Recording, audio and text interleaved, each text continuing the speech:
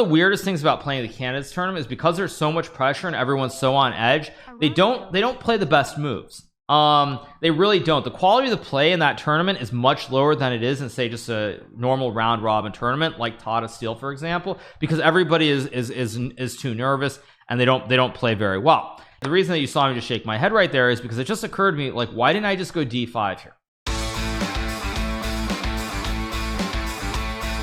So in the 5th round of the candidates tournament, after drawing the first game against Fabiano Caruana, I lost that tough game to Sergey in round 2.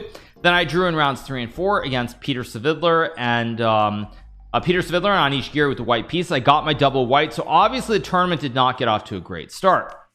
So the 5th round, I had my second black of the tournament against Vishy Anand, the former world chess champion from India. So the game starts e4. I play e5, knight f3, knight c6, bishop to b5, and now I play knight to f6, choosing to play the vaunted Berlin defense. Now, of course, one thing that I've seen very recently is there have been people who've been very critical of some of the draws in the recent tournament that we played in Berlin. Now, what I would add is what I've always said before, which is in an event like that where there's nothing on the line, of course, players at the end of the event are not going to take big risks, whereas in an event like the candidates where there's a lot on the line at this point in time, players will obviously be trying very, very hard. So once again, I would say that the blame, if anything, lays on the organizers in terms of the format and finding a format that does not really encourage draws. So d3 is played here. I play bishop c5, castle's played by Vishy, and I play knight d4. Now you will know that in the recent tournament against Levon Aronian, I did play the c3 move, and it's probably a little bit more of a challenge per se. At any rate, Vishy castles here. I go knight d4. We trade the knights. Goes knight d2. Worth noting, white cannot take the pawn on e5 here because then I take the bishop on b5. So knight d4, we trade. Knight to d2 is played here, and now I played a6. Now the reason behind a6 is very simple. After bishop a4, I want to go b5, bishop b3, and play d6 followed by bishop b6. Now normally in these days, I think c6 is considered it's considered a little bit more of mainline, although I do believe I have played a6 in fact here against Vishy in multiple games. So I played a6, b5, now I go d6, a4. Now I play this sort of coin move, bishop to d6. The reason behind playing this move is very simple. White is threatening to go knight f3 and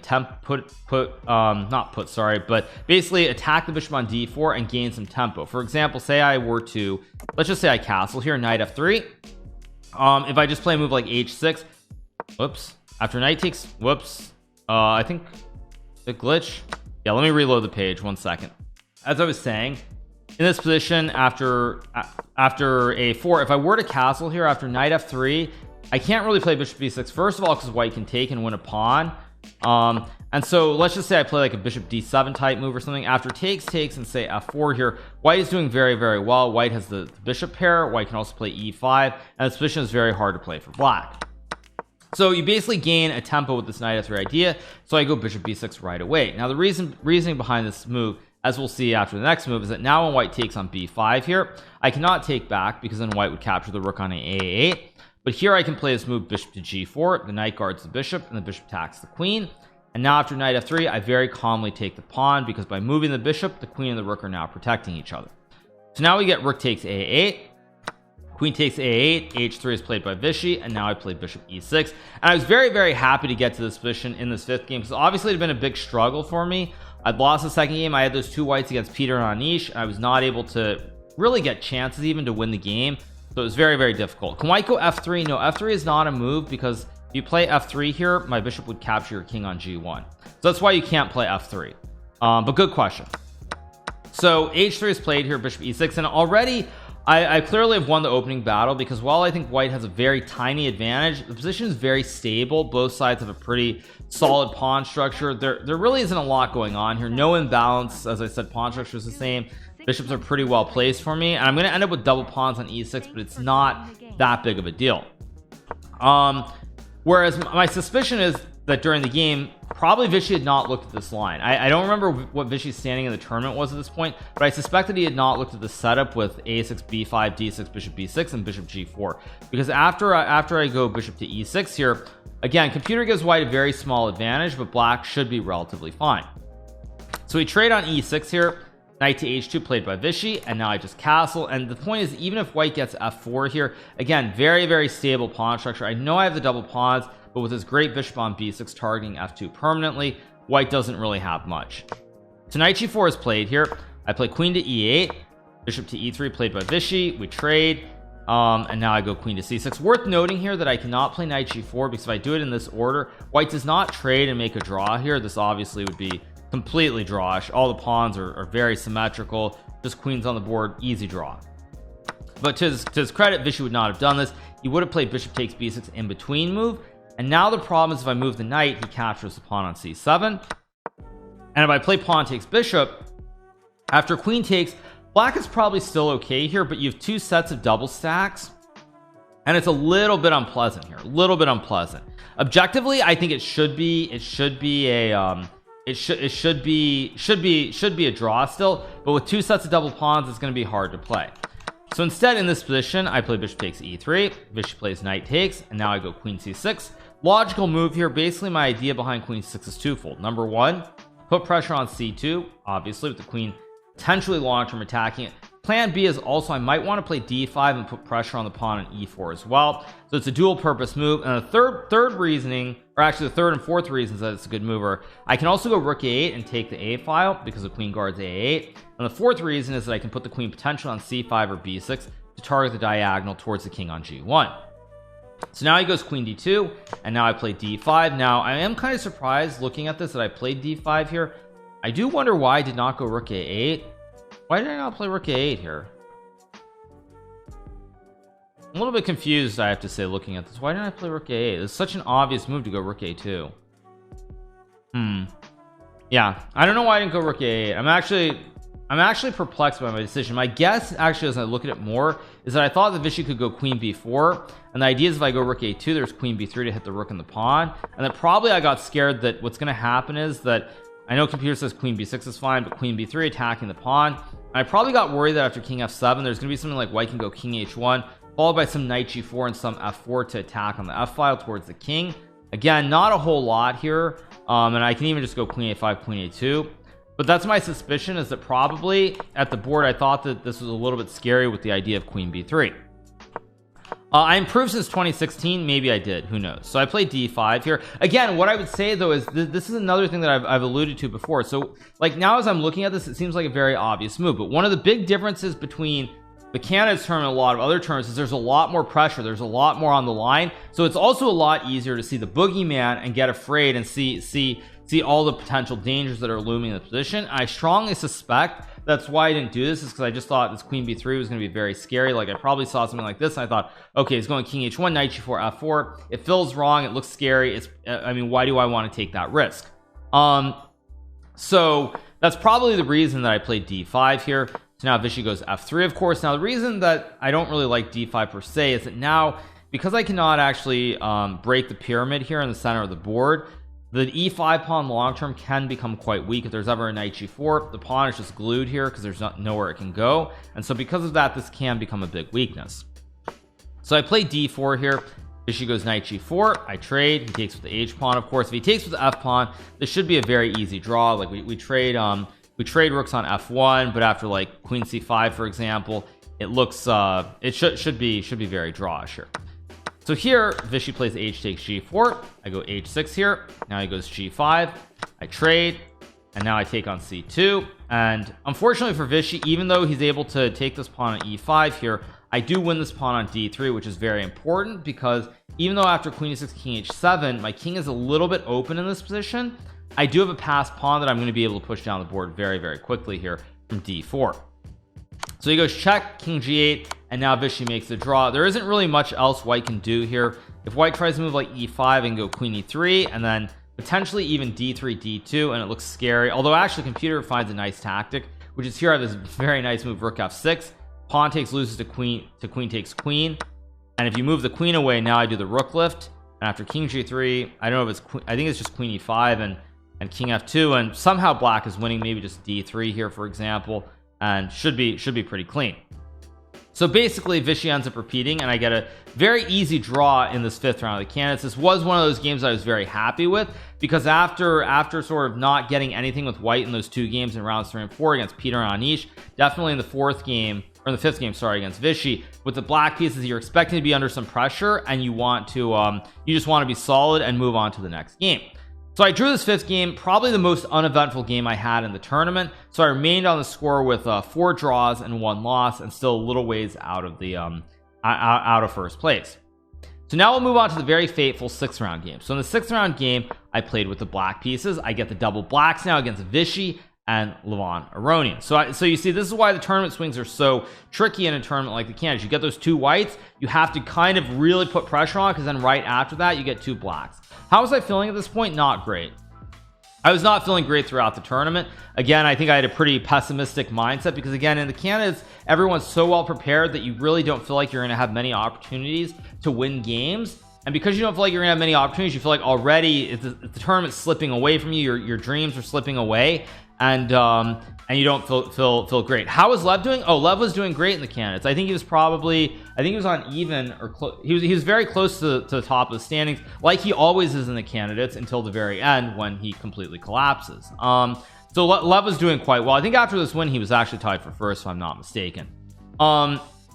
So that's a lot of pressure. Well, yes, as I've said before, it is a lot of pressure if you don't have a proper job on the internet separately. So once again, when you're thinking about it in your mind, what you're thinking is that you're thinking that like you have to win the tournament. You win that tournament, you're gonna get $1 million match against Magnus Carlsen, and your life changes overnight. Because again, as I've said before, as a professional chess player, you do not make that much money playing the game of chess. So because of that, it's like in your mind, you're thinking about like, this is like it's like that Willy Wonka golden ticket, basically. And so you're really thinking about that. And so when you're not doing well, it obviously makes it the pressure just becomes overkill.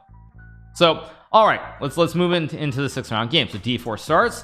I play knight f6 here, c4, e6, knight f3, and I play b6. Now I alluded to this yesterday, but one of my 2 greatest regrets in chess is that in the Canada's tournament, I chose to switch my openings. I started working with Peter Lecko. Now, this is nothing against Peter, because obviously he did a lot of great work for me. But when I switched my openings and I chose to play the Queen's Indian defense rather than the Queen's Gambit declined, I lost 2 games in this opening. I lost the game to Sergey in round 2. And of course, we all know what happened in this game as well. So I lost 2 games in the Queen's Indian defense. And that is my probably biggest regret about the tournament, is that I wish that I had played the opening that I would change to later on in the event, because I did quite well with it. So anyway, I played b6, Levon goes g3. Now I play bishop a6, queen c2, c5, d5. This again also a standard theory. I want to add a fun story for those of you guys as well, because it's very apt here. So I want to say it was in 2017, maybe it was 2016, I don't remember what year it was. Anyway, it was after the tournament had ended in London. We were playing the London Chess Classic, and I was in the taxi going to Simpsons in the Strand, which is where they hold the closing ceremony with, I think it was a closing ceremony, although it could have been an opening ceremony too, who knows. At any rate, we were in the taxi with Vladimir Kramnik. And Kramnik told the story, I forget who asked him the question, but he was asked, like, have you ever had novelties in chess that you haven't used in a game? And Kramnik, during the course of this taxi ride, he alluded to this specific idea with d5. And he said that he had saved this idea, I want to say he had saved it for maybe 3 or 4 years, and he had not used it. And then basically what happened is Veselin Topalov went on to popularize this pawn sacrifice line with d5 before Kramnik could ever play the line. So the moral of the story, as Kramnik was saying in the taxi, is that you should never save these really special ideas, because if you do, someone else is going to find it and someone else is going to use it. So that was a fun story, and one of the reasons that, again, when people ask like how much of your preparation do you save, you should just use it when you have the opportunity to use it. So all right, so I play c5, so d5 is played here by Levon. So I take on d5, he takes back, and now I play bishop to b7 here, and he goes bishop g2, and now I play knight d5. Now also, speaking of this line, of course, Kramnik said he had this line, but the line was popularized a lot by Veselin Topalov, I believe around the time when he was the strongest player in the world, and he won the Candidates tournament himself. Actually, sorry, it wasn't the Candidates, it was called the World Championship. It was the round robin tournament in Buenos Aires, Argentina. I believe it was Buenos Aires. Maybe I'm wrong on where it was, but anyway, I think it was Argentina, where he won the quote unquote world championship title. So castles is played here. Knight c6 is what I play. I think you said the story before. Yeah, of course I've talked about the story before, but again, for those, there are people here who are popping in every day, they're chess fans who are unfamiliar with the opening even. So I figured it's a good time to say it again. So anyway, knight c6 is played here, plays rook d1, and now I played bishop e7. Sorry, it was San Luis, not Buenos Aires. And now queen a4 is played here by Levon. Now this line, of course, is very popular. I think queen f5 is a move, queen a4 is a move. I think a3 is also a move, if I'm not mistaken here. So there are a lot of theoretical lines. Anyway, queen a4 is played here by Levon. Now I played knight f6. Now he goes knight h4, and now I played castles, and now Levon plays knight c3. And one of the things that's very tough about this position is that black has an extra pawn here on d7, but it's not really a very good extra pawn because it's backwards. The rook is always targeting the pawn. White has ideas like knight f5, bishop g5. There's an open diagonal towards b7, and I think already without very precise play, black is in a lot of trouble. So I played g6 here to stop knight f5. As the famous world chess champion Garry Kasparov said, a knight on f5 is worth at least a pawn. So after g6, bishop g5 was played here by Levon. According to the database, Peter Lecco also lost this line in 2013. What made him recommend the system? Well, the thing is, with perfect play, black is fine. I mean, with perfect play, every position is playable. The computer has proven that. If you can find the right moves, every position is okay. So that's the thing. If you can get to the exact position, remember the best moves, you're fine. Now here I played rook b8. Now already I suspect that somewhere around here the lines were already very jumbled in my head at the time, and I guess computer says a6 is okay for black here with a little bit more depth. But again, I mean, these sorts of moves are just not very logical, and I would say that frankly this is the hardest thing about chess, is that in such positions you don't have obvious moves. That's the thing. So without obvious moves here, you feel like you don't really know what you're supposed to do, and calculations are also a big problem here, because what am I aiming for? Do I go a6? Do I go b5? Exactly what is the what exactly am I aiming for here? So you see, it's very tricky. In this position here, a6 is the best move here, but again, there's so many options. I have rook e8, I have bishop rook e8, maybe I can go a6, maybe the computer says knight h5 is also a move. I mean, really just not very logical is what I would say here.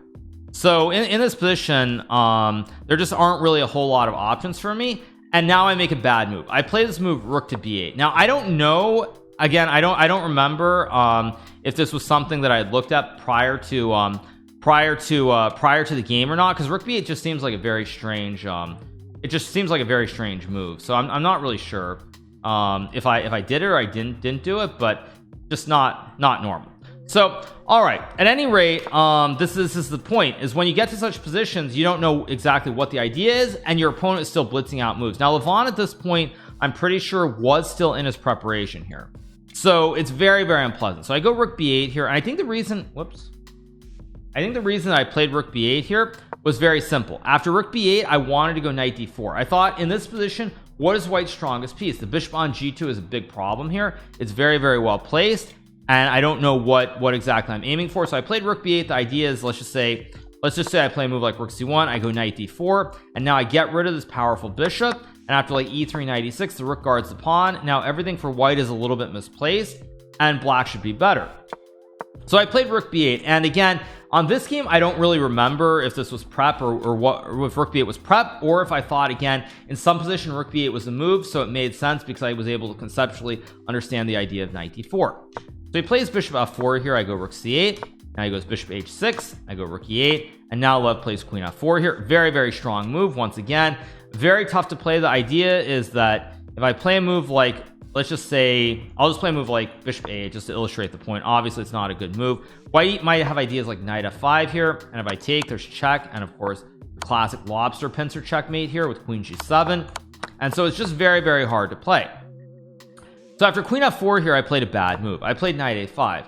Now again, one thing that I think I've gotten a lot better at in recent times, probably in the last couple of years versus in the past, is that I'm far less greedy than I once was. I used to be a very greedy player. I used to basically, let's just say, try to hang on to material. So I have an extra pawn here, and I want to hang on to it as opposed to doing something else. Basically, I mean, I don't want to give back the pawn. Now what I should have done is I should have just played d5 here, given back the pawn, because after knight takes d5 here, there's actually a nice move, knight h5 here, and after knight e7 I go queen e7, and now e2 is weak, and additionally I have knight d4, like say queen d2, knight d4. suddenly it's a dream for black. Everything is perfectly placed. E2 is weak. The bishop on G2 is not very well placed here, and black's completely fine. Can I show what happens after knight f4, after queen f4, knight h5 here? Oh yeah, knight h5. Yes, exactly, Benjamin. White can actually sack the queen here with queen f7, because after king f7 there's bishop b5 check. Yeah, king f6, knight e4, king e5. Now white goes pawn to f4 check, and after knight takes f4, pawn takes, this is actually checkmate. The bishop guards knight, rook guards the bishop, knight covers f5, knight covers f6, bishop guards f4, and this is game over. So this is also why it's a very tricky situation. And I remember during the game, even already at this point, I'm sure I calculated the line very briefly for 1 second, but I was feeling very nervous and very unsure of what was going on, and I made a bad decision here. I chose to play this move, knight to a5. So by playing knight a5, the reason this is not a good move is because now after knight f5, I never have a chance really to play d5 and liquidate pieces. What I really would like to do here is I'd love to simplify somehow. Like, for example, when we get to like this sort of position, you'll see that there are a lot less pieces near my king, I guess you could say. There's the bishop, but it's simplified. We've gotten rid of knights, and bishops are coming off the board as well, so we're trading off some minor pieces. But by playing knight a5 here, what happens is that now I'm never going to be able to trade off in the center, because now after knight f5 here, if I try to play d5, for example, here after knight e7, queen e7, I assume bishop g5 is probably close to winning. King g7, bishop takes d5, and there's just an absolute disaster here for black. I'm under a lot of pressure. There's knight e4, and this should just be winning for white on the spot. So anyway, so here in this position, I played bishop takes g2. Levon takes, and he goes king g2 here. Now again, in this position as well, I think, is d5 a move here or not? I suspect it is a move. Oh man, this is actually kind of annoying to look at, I have to say. And this is also why I want to add one other thing. I've said on a couple of occasions that one of the weirdest things about playing the candidates tournament is because there's so much pressure and everyone's so on edge, they don't play the best moves. They really don't. The quality of the play in that tournament is much lower than it is in, say, just a normal round robin tournament like Tata Steel, for example, because everybody is too nervous and they don't play very well. Now the reason that the reason that you saw me just shake my head right there is because it just occurred to me, like, why didn't I just go d5 here? Like, d5 is such an obvious move. After bishop g5, I go king g7. If knight d5, I can't take the queen because I take his queen, and after rook d5, I just go, like, actually not queen e2, sorry, that would be a bad move. But I can just go f6 here, and after like bishop h6, I think I can just go king f7, rook d1, and play like rook d8. And I mean, I think white is probably a little bit better here, but the thing is, there's so few pieces on the board, like rooks are coming off the board here. It's just a bishop versus the knight that it actually doesn't look scary at all to me. So when I look at this position, it bothers me because d5 is a very obvious move. And also after bishop g5, king g7, if white trades here, for example, and plays rook d5, sure, after rook d8, rook d1, again, white is definitely better in this position. After a move like rook d5, maybe I have king e7 or maybe knight c6. White should have a small advantage, perhaps, but it should be very drawable. I should have very good drawing chances, I should say. So this actually kind of bothers me that I didn't play d5. Very peculiar. So instead I decided to play queen e5. I tried to be greedy and keep my extra pawn on d7. So now he plays e3 here. Since those losses, haven't you played the same opening in other major competitive tournaments? No, AJAABB. This game is the last time that I ever played the Queen's Indian Defense. I have not played it since, and I don't think I'll play it ever again, unless I choose to play it in a tournament in 2 months. But hey, who knows? Maybe we'll have some deja vu. At any rate, so here I play queen e5, e3 is played, and now I go d5 here. I barely played chess since then. No, I actually have. This was 2016, you guys, so this was not 2019, 2016. So I played d5 here. Now bishop g5 is played by Levon, and again, the difference here is that in this position now, after e3 is played, white doesn't really have time here. For example, if white tries to play, okay, let's say bishop g5, king g7, e3 here. In this position, I think I can actually just play something like knight c4, knight c6. I think both moves are fine, and I'm going to go d4 next move, and I'm doing great here. So in this position, after queen e5, once I go d5 here, problem is that here white does not have to trade off the knights in a way where I'm able to get my knight back and be very solid. Instead, he's able to go into this endgame And now the problem is it's a bishop versus a knight, and I also have some Swiss cheese around my king. A lot of weakness on the dark squares. White also controls the open d file, and computer oddly enough says this is barely better for white. It says 0.15, but just looking at this optically as a human, it feels pretty scary. And I think even if I had this position today, I would think this is pretty bad for black. So here I go king g7, rook d7 is played by Levon. I play h6, and now he plays bishop e7. I go knight c4 here. Again, try to use the outpost of c4. I blockade the pawn, but maybe the knight can jump every which way. Levon goes rook d1 here. Now I play a5. Again, being maybe a little bit too greedy. Maybe not. I mean, maybe probably I guess I have to save the pawn, because if I don't save the pawn, white gets a double stack. So I go a5. Rook d5 is played here. I go rook c6. Idea to play rook e6 to attack this bishop, force it to d8 or h4. Also try to prevent white from pushing the pawns up the board. So rook a7 is played by Levon. I go rook e6, plays rook d7, and now I go king g8, quietly sidestepping out of the way of the attacks. Bishop h4 is played here, and now I go king g7, sort of just sitting and waiting again. I don't really have many moves here. It's also worth noting h4 is a very nice move, because if I play h5, like figuring I blockade the pawns, now Levon has bishop g5, rook f8, and bishop h6 to remove the rook and then win the pawn on f7. So h4 is a nice move to try and massage the position a little bit, try to get me to push the pawn and create more weaknesses. So here I go king g7, bishop d8 played by Levon. I go king g8 again. If white takes the pawn on f7, then I would just take, and there is no checkmate here, because whenever the rook moves away, I just go back to g8. So in this position, he plays bishop e7, and now I go king g7, just saying I'm going to sit and wait here. He goes rook b7, I go king g8, rook c7, and now I played knight a3. Not really sure why I did this, but I guess the idea is that here now I'm threatening to go knight b5 and fork the rook and the pawn. So for example, at bishop d6, I had knight b5 forking the bishop, the rook, and the pawn all at the same time. And after bishop d8, I guess knight b5, yeah, knight b5 doesn't really work, because now he goes rook b7. I have to go back, and then I lose b6, c5, f7, and the game along with it. So here I go back to c4. Lev goes back. I play knight a3, goes back. We repeat. King f3, I go a4, rook c7, I check, and now I take. Now I do wonder in this position why I played knight d2. Again, I'm gonna say this is another example of where I think the difference in my chess nowadays is very, very clear cut, because I think what happened at this point is that it's very clear I had a clean setup. I had a clean setup. Like I was just gonna go king g7 g8 and make the draw here, right? So this is what I was gonna do. I played like king g7 g8 5 or 6 times already, or I played knight a3 c4. So I decided I'm gonna sit on the position, and Levon has to prove that he's winning. And then now I play knight d2 out of nowhere, which is just a bad move. And I think the reason for it is, frankly, it was a very tough tournament. Obviously at this point I wasn't doing very well, and I think I couldn't handle the pressure here, and I felt like I had to do something different rather than just keep sitting with king g7 g8. I think I just assumed, okay, if I go king g7 g8, eventually there's some king c2 d3. Although the more I look at this, obviously this is ridiculous, because the only way to remove the knight is to go to d3, and I can still sit with king g7 g8. So I think what happened here is basically I cracked under the pressure. Now it's not the first time in this game that I cracked under the pressure, or Levon would crack later under the pressure, but it's worth noting that in this position I should have stuck to the original plan and just gone king g7, king g8, and just waited. Now I suspect that white probably has a way to create good winning chances, but once I have the idea, I should just follow it. I don't believe I was low on time here. No, I don't think I was super low.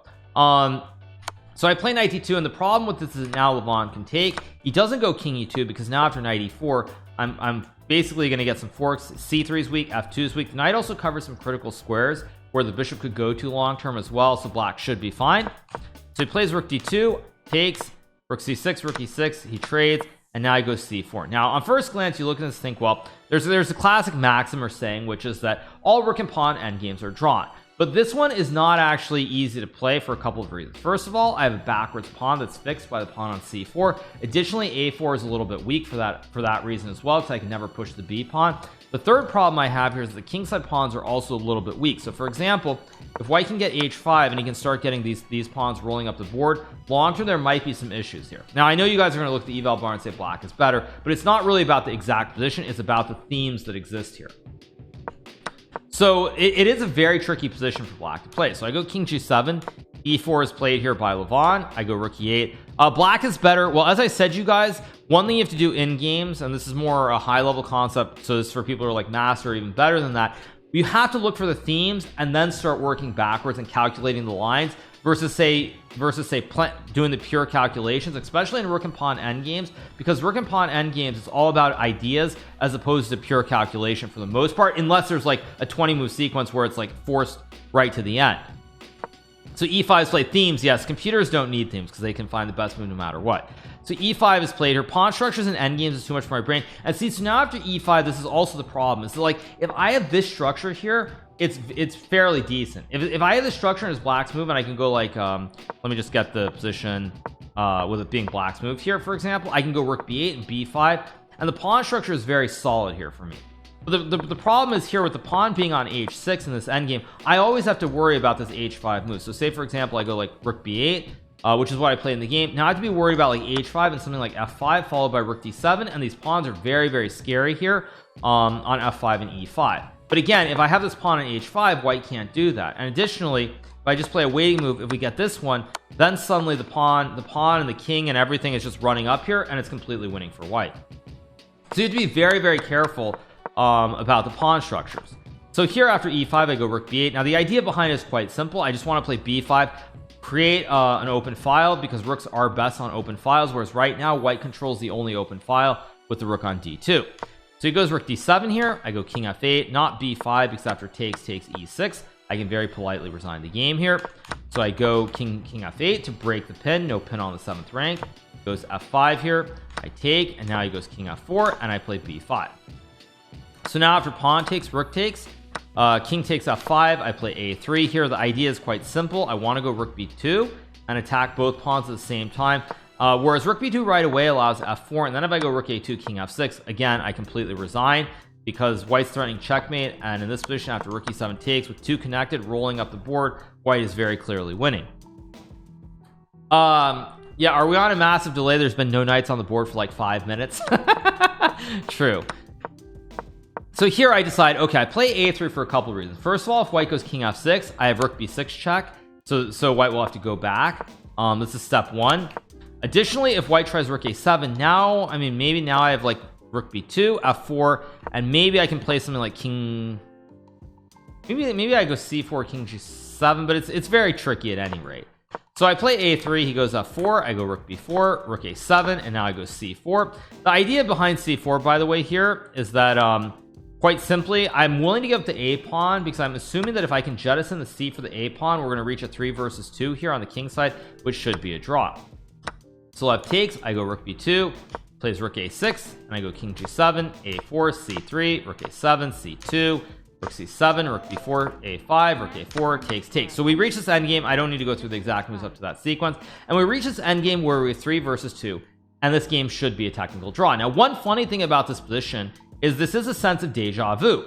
So very quickly, let's go back to my third round game against Peter Savitler. So in my third round game against Peter Savitler, we reached this position. I don't know if this looks familiar to you guys, but we reached this position here after rook a5 where Peter could have gone king f5. Does this look kind of familiar? It looks like we have 3 versus 2 with the king on f5 here. Now this is why when I did my recap yesterday of the game, I alluded to having the same endgame. Now that one I was able to draw the game. It was earlier in the event. I think I was feeling a little bit less pressure. Game hadn't been as stressful, but now as we go back to the game against Aronian, let me flip the board. As we go to the game against Aronian, right, we were at this point. You'll notice that once again we've reached the same position here. So we've basically reached the same position, and this should be a draw with correct play. This is where I played rook a1, rook c7, king f8. Of course, the idea is again king f6 runs into rook a6, and white will have to go back with the king. So he goes here, I go here, rook d7, I play rook a4, rook d3, and somewhere around here I finally make the fateful blunder, which is, what do I do? Yeah, so I'm still drawing quite convincingly. Yeah, and now I play king f8, which is a huge blunder here. And again, I think the simple what this is attributable to is that I simply forgot where the rook was on d7. And I remember, because I think I actually thought here for like 15 minutes too. It wasn't something where like I thought for 30 seconds and played this move. I think I thought for like 15 minutes, which was a clear sign again that at a certain point my mind was just gone here. It's completely gone.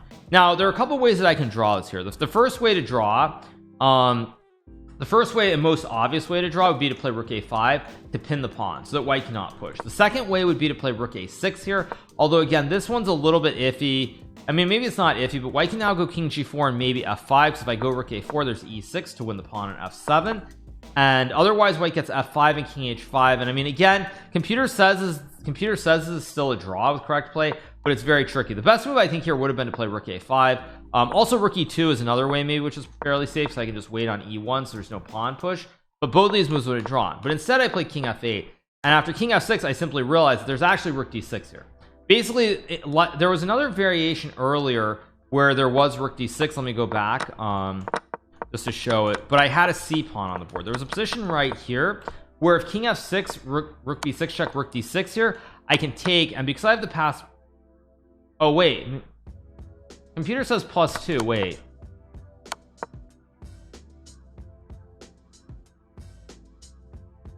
computer says king f6 is +2 here.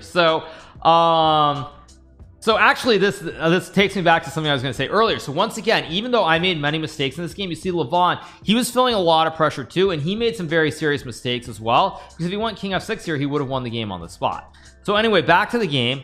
Yeah, so back to the game. So of course I make this huge blunder with king f8, king f6, and after rook a6, white has rook d6 here, just blockading. Of course, if I trade, I'm just down one pawn, and after king e8, many ways for white to win, but simplest would be just I guess actually d7 takes, and f5, f6, king g7, f7, f8 queen, and white is simply winning here.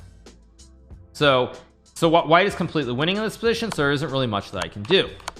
So I go rook a6, I play rook a8, now he goes h5, and the reason that this is lost here is very simply, now the king is perfectly placed, there's going to be an f5 e6, and there's just nothing I can do. I go king g8, goes f5, I go here, goes here, I check, and now he goes king e7. I think e6 is also good enough, but king e7 is the safe way. I go rook b5, check, king f6, and now block, and I guess I resigned here, probably because I guess Levon could have played e6. I don't even remember this very well, but after e6, let's say I trade on e6 here. When I trade on e6 in this position, the problem is the king is stuck on h7 and the pawn is too fast. So for example, if I play rook a7, there's rook d7 check, forcing a trade of the rooks, and after trade, pawn takes, white makes a queen. And if I go king g8 here, for example, the same thing, check, rook d7. And if I move the rook to let's just say b1, for example, white can play e7, check, king here, check, and now just king d7. Rook shields against the checks on the d file, and white makes a queen, and of course white wins the game. So very unfortunate loss for me, certainly in this game. Obviously very, very difficult game. But I will say that I think that nowadays I would have done better. D5 is the reason for not starting your streaming career. No, I don't think that's the reason for it. But I do think that nowadays this would not have happened. So that's also why that ties into my second greatest regret from the candidates, is I felt that the pressure that I felt during that event, it's not to say like, it's not even so much that about winning the event or anything of that nature, but it's more about the fact that I thought that I made a lot of mistakes that were self-inflicted that I could have avoided if I hadn't been feeling that crazy pressure.